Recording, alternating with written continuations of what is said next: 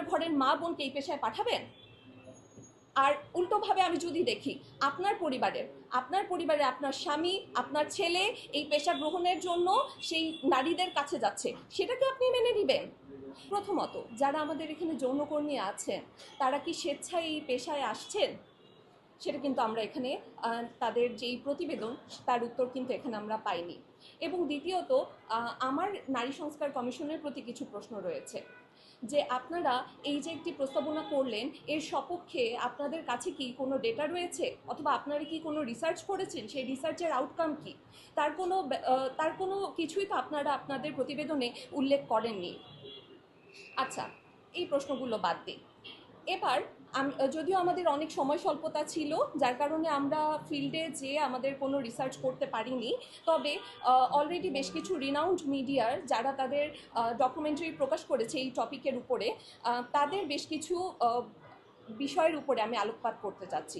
Specially মিডিয়াগুলোর মধ্যে রয়েছে BBC, CNA, Al Jazeera. বাংলাদেশের দৌলতদিয়ার দিকে তাকান। দৌলতদিয়ার যে যৌনপল্লী রয়েছে, সেখানে হাজারে হাজারে কর্মী রয়েছে যারা এই যৌন পেশার সাথে সংযুক্ত। এবার তারা এখানে কিভাবে আসছে? বেশিরভাগ প্রতিবেদনই উঠে এসেছে তাদেরকে হয় মানব পাচারের মাধ্যমে এখানে নিয়ে আসা হয়েছে, নয়তো প্রেমিকের মাধ্যমে প্রতারণার শিকার হয়ে তারা এসেছে, নয়তো তাদেরকে চাকরির প্রলোভন দেখিয়ে এই পেশায় নিযুক্ত করা হয়েছে।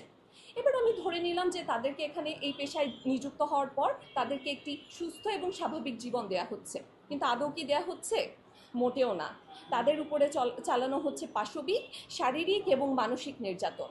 প্রথমত আমরা যদি দেখি, তাদের এখানে যারা কিশোরী যারা আসছেন এবং শিশু বয়সে যারা আসছেন, তাদের গড় বয়স থাকে 14-র কাছাকাছি।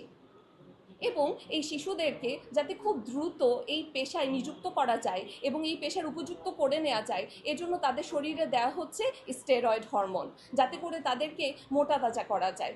মনে হচ্ছে সে যেন মানুষ নয়, সে যেন এক পশু। গরু মোটা তাজাকরণের এক অভিনব প্রক্রিয়া। এরপরে আমরা যদি তাকাই, তাদের উপরে আরও বিভিন্ন ধরনের শারীরিক নির্যাতনের খোঁজ আমরা পেয়ে থাকি।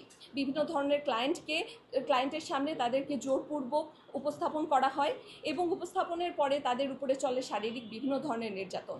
নিজের সম্মতির বিপরীতে যে তাদেরকে এই কাজগুলোতে লেগে থাকতে হচ্ছে, শুধুমাত্র তারা পরিস্থিতির শিকার বলে। কিন্তু এই পরিস্থিতির শিকারকেই আজকে তাদের পেশা হিসেবে তাদের উপর এক প্রকার চাপিয়ে দেওয়া হচ্ছে। আচ্ছা, এই তো গেল আমাদের দেশের অবস্থা। এবার আমরা বাইরের দেশগুলোর দিকে তাকাই।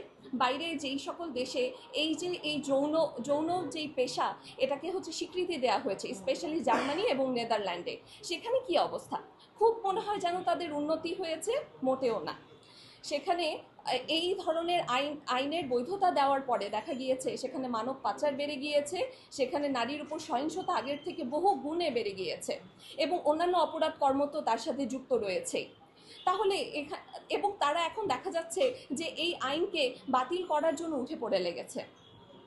পাশাপাশি যদি আমরা আরও দেখি, জার্মানির একজন সাংবাদিক বলছেন যে এই যে আইনের আড়ালে আইনের মাধ্যমে তাদের নারীর উপরে এই যে সহিংসতা, সেটাকে একটা জাস্ট বৈধতা দেওয়া হচ্ছে, এ যেন এক আধুনিক দাসত্ব নারীর। তো দিন শেষে যেই জিনিস পশ্চিমা বিশ্ব ছুঁড়ে ফেলে দিচ্ছে, সেই জিনিস আমাদের এখানে নারী সংস্কার কমিশন কোনো রকম রিসার্চ ছাড়া, কোনো রকম ডেটা কালেকশন ছাড়া, কোনো রকম মতামত গ্রহণ ছাড়া তারা জাস্ট আমাদের উপরে চাপিয়ে দিতে চাচ্ছে। তো দিন শেষে আমি শুধু এটাই বলতে পারি যে এই যে নারীর উপরে যে সহিংসতা, এটা শুধু পুঁজিবাদী এবং অন্যান্য পুঁজিবাদীদের জাস্ট নারীদের ভোগ করার একটা মাধ্যম হিসেবে তুলে ধরা হয়েছে, আর কিছু নয়। এবং পাশাপাশি আমরা যদি দেখি যে এটা নারীদের প্রতি যেই সহিংসতা এবং জুলুম হচ্ছে, যেই নারীদের প্রতি যেই শোষণ হচ্ছে, সেটাকে জাস্ট একটা পেশার নাম দিয়ে সেটাকে বৈধতা দেওয়া হচ্ছে, যেটা